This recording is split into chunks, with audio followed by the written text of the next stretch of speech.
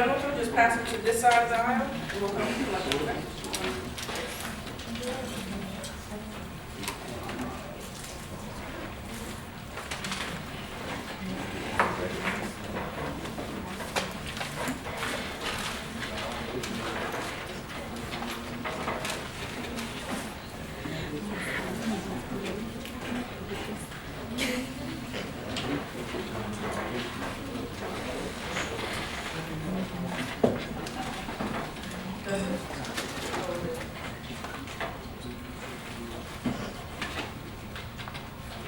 So good morning, and it's my privilege to introduce our topic of health and wellness for this workshop. And I'm Lindsay Gilchrist.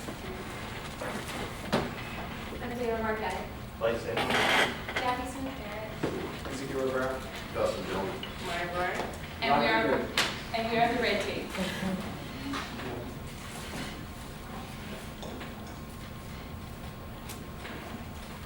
So today's project will start with nutrition and dieting, then we'll talk about physical fitness, health as it impacts your social life, stress management, and sleep deprivation.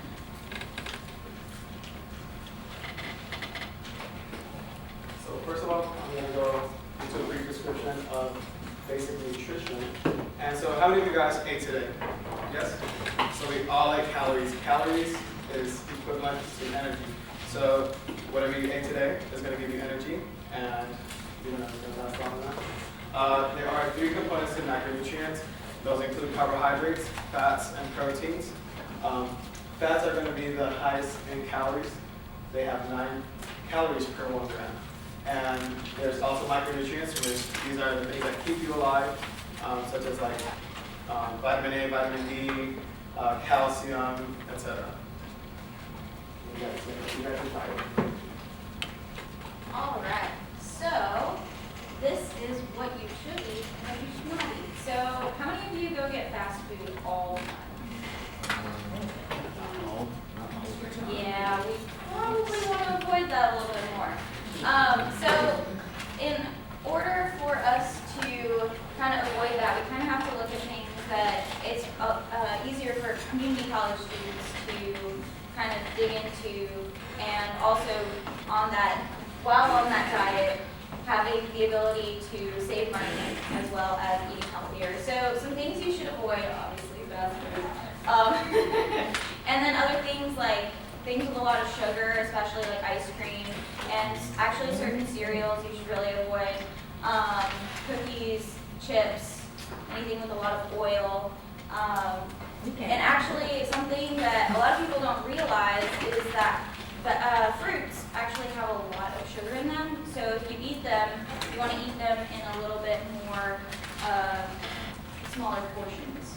So some other things that you can eat that are usually pretty cheap for community college students, or any students for that matter, include any kind of veggies. Avocados are great because they have a lot of fats, but they're good fats versus bad fats, like something like chips. Salmon and chicken are great. They're just a little bit more expensive. Brown rice, lentils, chia seeds, coconut milk and almond milk are great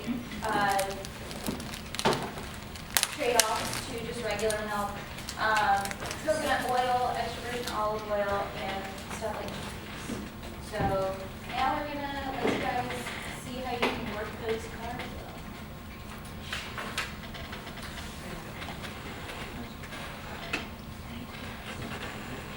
Um, there's 7 benefits of physical activity that we're going to list today. We look at, the more you work out, the more energy you burn. The more energy you burn, the more calories you burn. The more calories you burn, the more weight you lose. The thinner your health is, the less fat you have on your body, is the less stress you have on your cardiovascular system. Less plaque in your arteries, which sort of goes back to food nutrients. The healthier you are, the more lean you are, the better you'll feel overall. The more you'll be able to sit in class, be able to pay attention, stay up longer throughout the day. Just in general, the more energy you have, the better you feel, the more someone's going to want to be around you. If you're ill, you're cranky, you're hungry, you don't feel good, nobody's gonna wanna talk to you, you're gonna be a bad influence on your class, just not gonna do well on tests and everything. So here we have 5 easy body weight workouts that everybody should do without a gym, weights, or anything. And those 5 workouts are you got lunges, squats, planks, jumping jacks, and push-ups. And Dustin will show us the proper form for squats and lunges. Squats, just basic body weight squats. You want to sort of keep your hands out in front of you, keep your feet shoulder width apart, sit more on your heels, don't get real low on your toes. Then you're working more of your calves instead of your glutes and your hams. You just want to go down until you feel the tightness at 90 degrees. Hold it, and go back up. Do approximately 10 sets of 20, maybe. Do them throughout the day. Don't do them all at once. You know, you're standing, you have a break at work, just decide to go walk around, do some squats, do some push-ups, do some lunges. Lunges, you typically want to step out, stand shoulder width apart, you'll pick your knee up, sort of a 90-degree angle, step out, stretch until you're parallel with the ground. When you pull back up, pull it back to your chest and back, and do the opposite with the other leg. Alright. So these are some options that you may have on your campus. You got 5K, you have gyms, you can have PE, you have Ironmans, and you can have fitness clubs. There's also intramural sports. And there's also some options off campus if your campus doesn't have these things. Which is you can have Fitbits, you can have apps on your phone, you can have YMCA or any other type of gym, or you can have aerobic dancing classes or yoga classes or stuff like that. And all of those are pretty affordable for a college student. And now that we're done talking about how you keep your body healthy, we're going to talk about how you keep your mind healthy. Hi guys, so how many of you have ever participated in an extracurricular activity of any sort? Awesome, that's great. A student's extracurricular activities represent a part of who they are and what they're passionate about. It also does so much more than that. It really has a positive effect on it. So relationships are something that we've been talking about, and it's really important to maintain positive relationships. You don't want negative people that are around you to influence you. You want positive relationships because that helps you feel better. It helps you maintain better health. Also, social environments are beneficial to health. You may be asking, how do these characteristics that are around us all the time affect us for our health? Social factors can promote health, controlling stress and other benefits. Social integration. That's something that we don't always think about, but it's a participation in a broad range of social activities and social relationships. So you're exposed to so many different kinds of social events every day, so that really has a positive influence on your health. Also, you have that social support that helps you not feel as down and low and just keeps a positive mindset for you during the day. Okay, so some positive social outlets. Community service is definitely one. So community service is a way to increase happiness. There was actually a study done that showed that people who did volunteer work were happier than people who didn't. It also helps develop a sense of purpose because, you know, you're going to school, you're going through the motions daily, routines and things, and so you need something to tell you that, like, what you're doing is worth it. So it also helps build a positive connection to your community, and that will help you, you know, with your school, and then also, like, if you guys are having trouble or anything, you can go to other people to look for help. It also helps your physical health. It helps reduce stress, and just makes you a happier person, and so you can perform better. All these effects of community service benefit your health in a positive way. There's also a lot of school functions. So within our community college system, we set up activities that will help you get some exposure to other people and be in social aspects. So we've got open house orientation. That's a way you can get to know people and get to know your campus. Also, there's festivals, and this is like really fun. There's opportunities to meet students, and you get to play games and eat and just relax and take a break from all the stress of like homework and class, and just get to like take some time outside to do something different. Okay, and here are a couple other options if you guys would like to do stuff outside of school. There's something for everybody. So if you feel like, you know, well, maybe I don't want to go to the festival, or maybe I don't want to participate in this certain club, well, there's always something else for you out there. So, at this time, I'd like to turn it over to Maya and Taylor with stress management.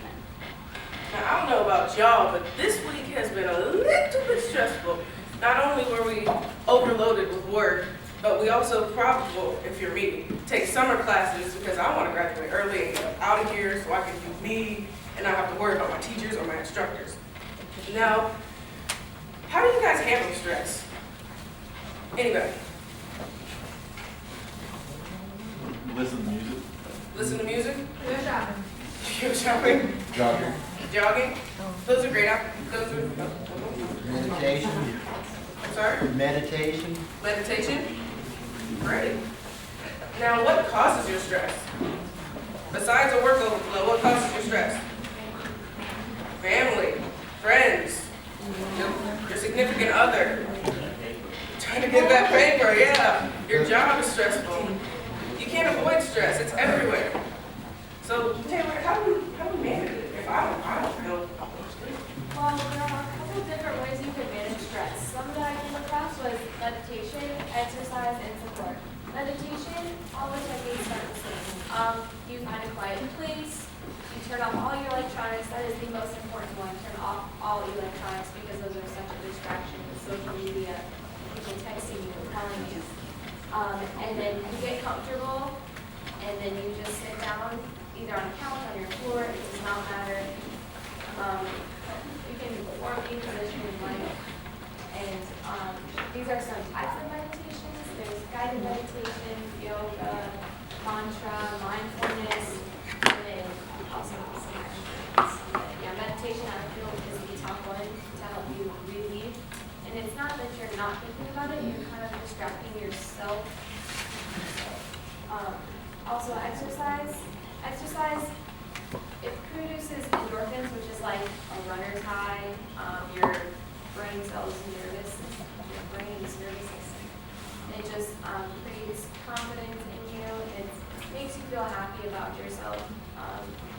So some exercise would be like running, any sports that you play, volleyball, anything like that, hiking even, anything you like. And then also it improves your mood a lot too because of the endorphins. And then support is another big one. You can push away the negative people in your life and pull in the positive ones. So that is a huge one. And then having all your friends around you who are stressed is also really helpful to be supported. What we have passed out to you are stress balls that you can make at your house. It is just a balloon and flour. So it is super simple and they're easy to fidget with if you need something to distract yourself with. So. Or if you're angry, there's a face drawn Yep. on them. So if you have an enemy, just Alright, so I don't know about you guys, but I'm pretty darn tired. Hello, everyone. Hello. Hello! If I was to leave the lights off for very much longer, I probably would lose half the job. Have you ever heard the term button on your butt? Say that again. Button on your butt. It's that individual, as soon as they sit down, all of a sudden a Z monster sneaks up on them. It doesn't happen because they want it to. They really want to pay attention to that instructor, but he talks like this. Yeah. And just put it in me. Yeah. Well, what we've learned here is sometimes you have to examine yourself and your lifestyle.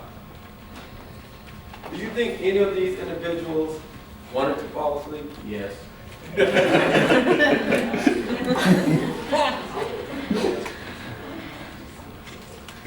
Most college students miss their bedtime. They do not get the sleep that they require. 81% do not get it. Normally at this time I will start a video, but due to time restraints, the video is available on the slide, and if you want to see it, you can watch it later. We're going to go ahead. How lack of sleep plague college students. Home life distractions, extracurricular activities, increased schoolwork. All these are excuses not to get sleep. You control what you do.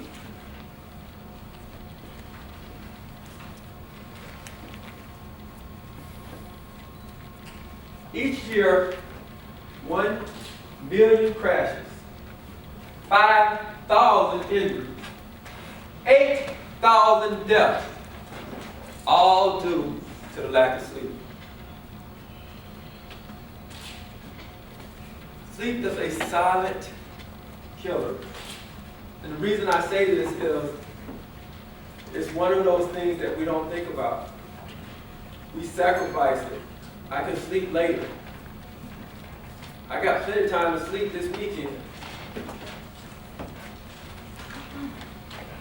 I'm going to summarize what we've covered. Nutrition and dieting. One thing we want you to walk away from this presentation with is moderation. Too much of even a good thing is bad for you. Physical fitness. Are you seeking to focus on health and wellness for a long, sustainable life? Health and social life, social outlets. Stress management, healthy mind and body. And sleep deprivation. The key is time management. Do not sacrifice your own health for your schoolwork. You get an A in the class, and then you're in the hospital, the A ain't gonna do any good. We are the Red Group. Thank you This for listening. presentation is online, and thank you very much.